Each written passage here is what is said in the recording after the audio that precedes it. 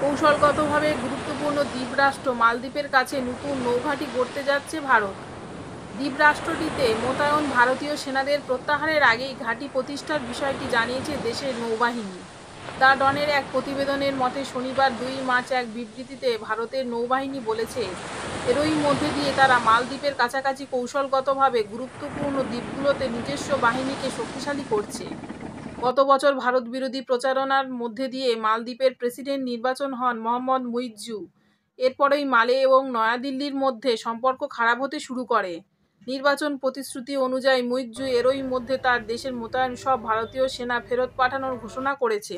আগামী 15 মার্চের মধ্যে 77 জন সেনাকে প্রত্যাহার করার জন্য ভারতের সময়সীমা বেঁধে দেওয়া হয়েছে।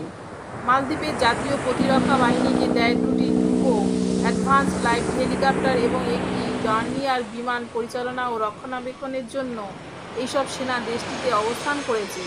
সম্প্রতি মালদ্বীপের ক্রমেই চীনের উপস্থিতি বাড়ছে, যা সন্দেহের চোখে দেখছে ভারত।